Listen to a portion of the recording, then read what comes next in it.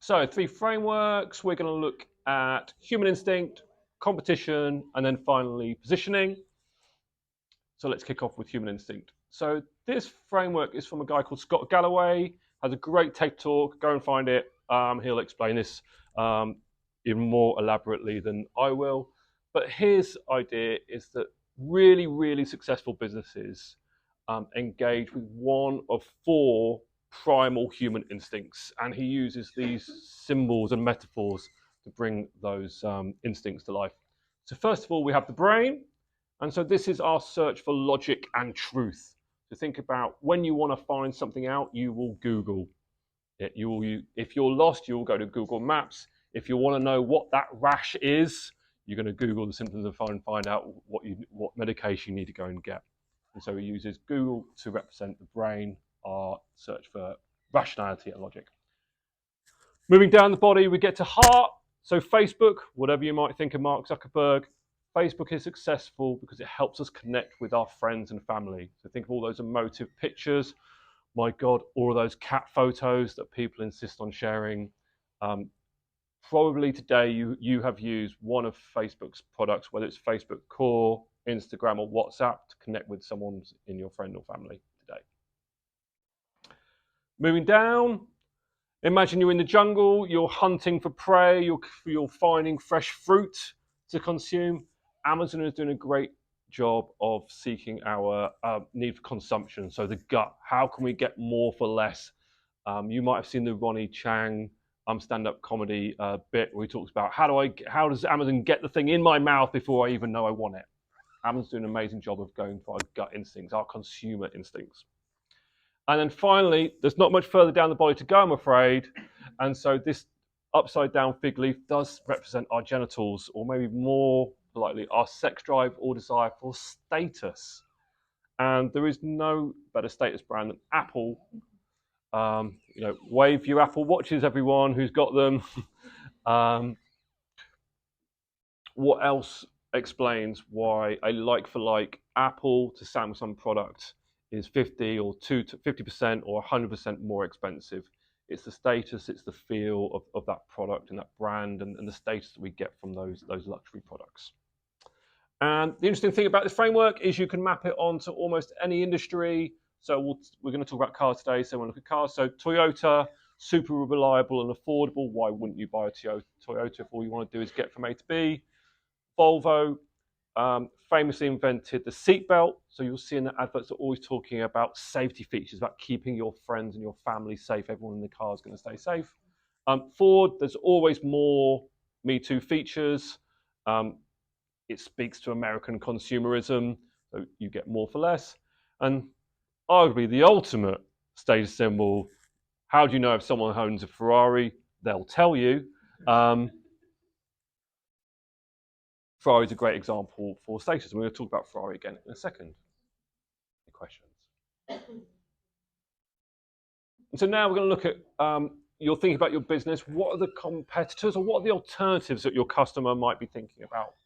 And so we're going to use Ferrari again for this example.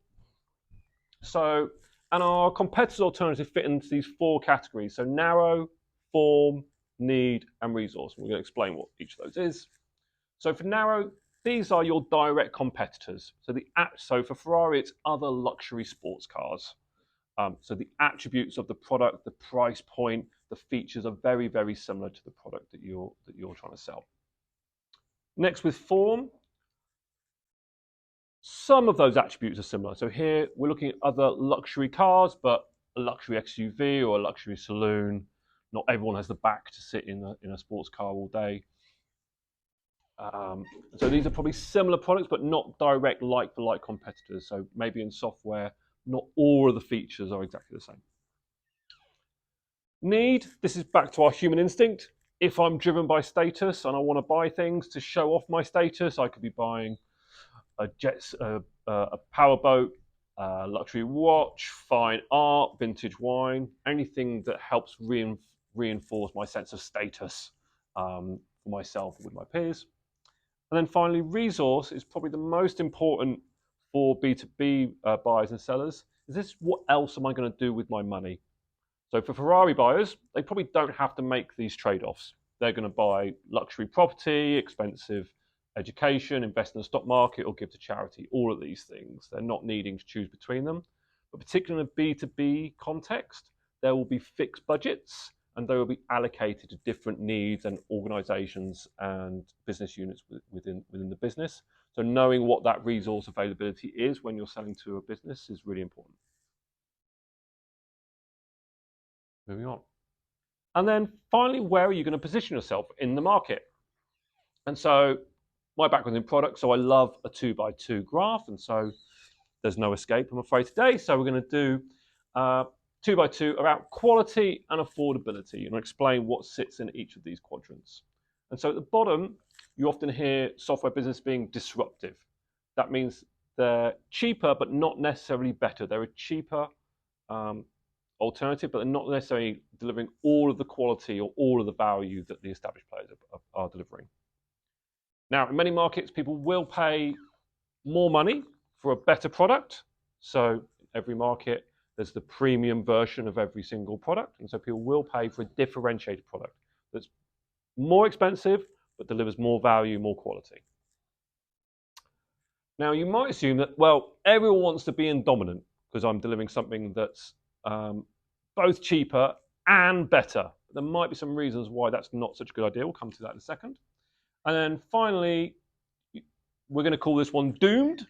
So if things are more expensive and they're worse, you might assume that they're not going to do too well as a business. But we're going to come on to an example again in motoring to explain why that's maybe not 100% true all the time. And so first interactive bit, Uber. Thinking about these quadrants, can someone tell me, like, shout out, who are the competitors to Uber?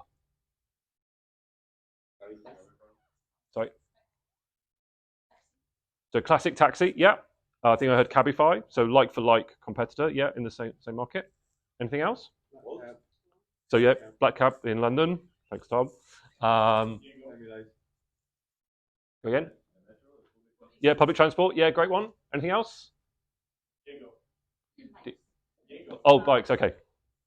Yeah, spot on. We've nailed this. So, there's one more. Walking your own car. Yeah, okay. We'll come to those in a sec. So, actually, Uber started off in this far more exclusive market, right, of the sort of chauffeur-driven car, right. So this is differentiated. Super expensive, but who wouldn't want to have a chauffeur drive you around in a lovely Rolls Royce all day, right? That's your differentiated market. Doomed. We talked about the classic taxi cab. So I'm from London.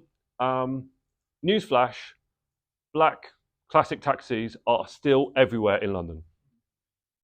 They haven't gone anywhere. The numbers are going down slowly, but it's a very slow and prolonged decline, right? If they go away eventually. Uber is trying to play the dominant game. Anyone guess why that's a problem? Being better and cheaper. The reason, sorry? Yeah, so you get copycat. So say we said there's Cabify, there's Lyft in different markets, right? So people can replicate the model. The main problem for Uber is they don't make any money. And you might have access to Sequoia, big venture capital investment money, billions of dollars in this case. If your business has access to that capital, great, but it probably doesn't. And so this positioning in the market is possibly dangerous for a B2B SaaS business.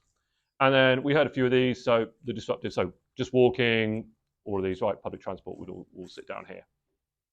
So there were loads of businesses that sit in this bottom right hand. I don't know if anyone think of like maybe someone in software business can think of like who are these equivalents in the bottom right? Those businesses you think would be going away but still linger on. Yeah, maybe. Yeah. We'll say a lot of the big legacy big software companies. I won't name them because someone used to work for one of them. But you can imagine who some of these businesses are, and remarkably, they're still going on because they have market share, they have brand recognizability. People go to London, they want to go in a black cab because it's what people ask them. Did you go in a black cab, right? So people want to have that. They're at every single train station, every single airport. So they have market share, they have visibility, and they have brand recognition. So that's why those, in theory, you think these businesses would fail, but actually they keep going on, keep making money. Right. So I'm going to seamlessly switch to VT, and let's hope that the sound works here. So we're going to watch a 4-minute clip of The Simpsons. Anyone not know or not familiar with The Simpsons? So in this clip, Homer has met his long lost brother, Herb, who, unbeknownst to Homer, has become a multi-millionaire car magnate. So he has a very big, successful car business. And he's about to show Homer around the plant, and we're going to see what happens.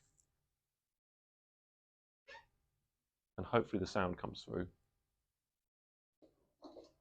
Okay, Homer. Oh, I'm going to try. Oh, yeah, captions are on. Sorry.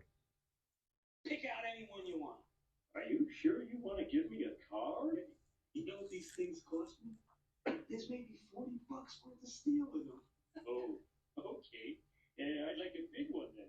You don't have a big one. Why not? Because Americans don't want big cars. Well, then give me one with lots of pets. Sorry, our cars don't have pets. Why not? Because Americans want good mileage, not pets. Homer, tell the nice man what country you come from. America. You didn't hear that, you morons? This is why we're getting killed in the marketplace. Instead of listening to what people want, you're telling them what they want. Homer, I need your help. You do? Yeah. I want you to help me design a car.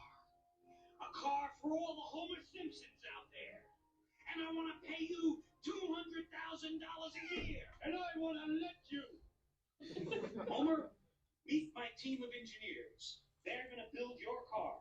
Hiya, team. Now, boys and girls, this project is our top priority. Everything else is on hold. I don't want to see anything until it's finished. But, sir, direct all your questions to Mr. Homer Simpson, the man with the vision, the man who's going to bust this company out of its rut, the man who's going to change American transportation forever. Oh, what kind of car would you like, Mr. Simpson? I don't know. Here's what you do. From now on, before you say anything, say to yourself, if I was ever sure of anything, I'm sure of this. Do you understand? Sort of. Homer, what? Answer me again with self-confidence. Sort of. Now go get him. Yeah! I'm doing it. I want a place in this car to put my drink. Sir, the car has a beverage holder. Hello, Einstein. I said a place to put my drink. You know those super psychers they sell in a Quickie Mart? The cup is this big. Spring like large beverage holder. I'm not done yet. You know that little ball you put on the aerial so you can find your car in the parking lot? That should be on every car. And some things are so snazzy they never go out of style. Like tail fins and bubble dome and jag carpeting. All right. Okay, this is what you're going to do. You're going to hang up, call me back, and say the exact opposite of everything you just said. Goodbye. All right, Lisa, come over here. What is it, Unky Herb? I want you to hear what the guys down at the plant think of your old man. Yellow. Homer Simpson is a brilliant man with lots of well-thought-out practical ideas. He is ensuring the financial security of this company for years to come. Oh, yes.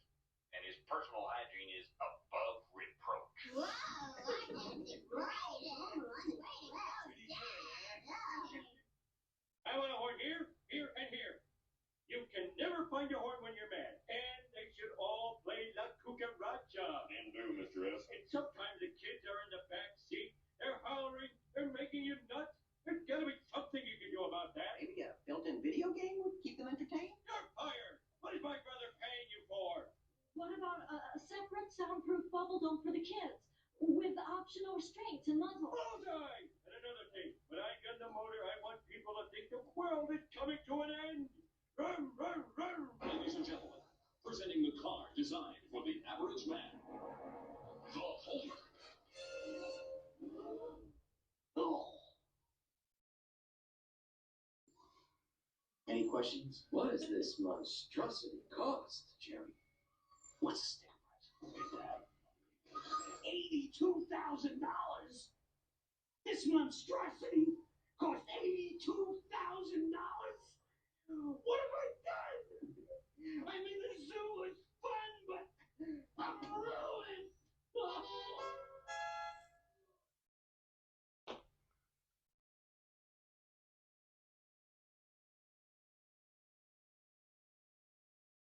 Okay, hope you enjoyed. Let's try and use clicker. So, oh yeah, a little bit. So, as a little reminder, what the car looks like, we've got the Homer, the car. Any ideas why this fails as a product, or does it fail?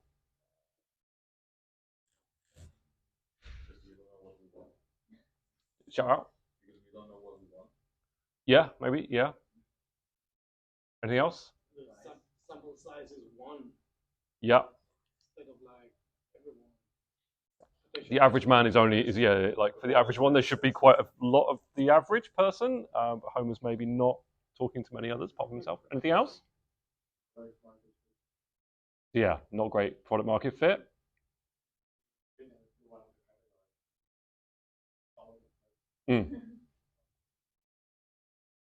Yeah. Anything else? Too disruptive. Not No. aggressively changing anything. It's too disruptive. Is it disruptive? Is it a disruptive? Is it cheaper? Too different. It's too different. Yeah, yeah. Let's have a look. What do we get? So yeah, to this point, right? It's not commercially viable, right? We haven't really thought about who the customer is. Homer's designed a car for himself that he could not afford to buy. There's some question around the feasibility that, like, is it legal? Like, if you've got a really loud horn, engine noise, there's like regulations, that sort of stuff. We haven't really got product market fit. It's not really valuable or desirable for a particular type of customer. And I think, yeah, to your point, it's like a bit too weird, right? It's like whether it's too bad or too weird. And then we've touched upon some of these, but thinking about Homer, whether you're thinking as a designer or a product manager or a product marketer, what does he do well, or what does he do wrong? We've talked about not enough research. Yeah, 100%. He doesn't accept counsel. Yeah, he's not a great collaborator, is he? He's only doing the design, right? Like when you're thinking about marketing. Yeah. Anything else? Does he do anything good?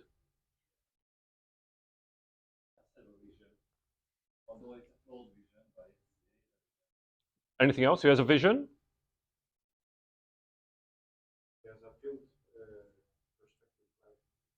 He's an American. He knows more than the other engineers. Yeah. Anything else? Okay. Yeah. He's pretty innovative. Maybe might be the. He's bringing some innovative features. Anything else? Right. He knows what he wants, right? Knows what he wants. Anything else? Yeah, he's like decisive. Yeah. There are elements of the sort of Steve Jobs about him, but maybe a flawed Steve Jobs. Let's take a look. So yeah, we talked about that not really thinking about who that ideal customer was, and not having product market fit. Right? There's no price there. He is making, like you might say, innovative features, but they're a little bit me too, and they don't quite sort of sink into a sort of cohesive story about the product. It's not doing much research or validation. We talked about, I think key one here is he doesn't consider anyone else except the buyer or the driver of the car. So he isn't worried about, so there's a great throwaway line that he doesn't want the kids to have video games, but he'd like them to be in restraints with muzzles. So he wants them like tied down in the car. So thinking, switching to a B2B context, if your software is great for one department, say you're selling to a marketing team, what's the effect on the sales team or the customer success team or the end customer, somewhere along that line? What are those knock-on effects or those other adjacent problems that you might be impacting as well if your product's not well thought out? I think he does a couple of good things. Say he's got some innovative ideas. He's bringing insight about the customer. His cup doesn't fit in the cup holder. He's identified a customer problem of not being able to identify your car in the parking lot. Whether if all the cars had identical balls on them, that would help you to identify them or not, is maybe another question. I think the big one though is he releases the product. It does go to market. They've got a prototype that's there to be demonstrated in the scene.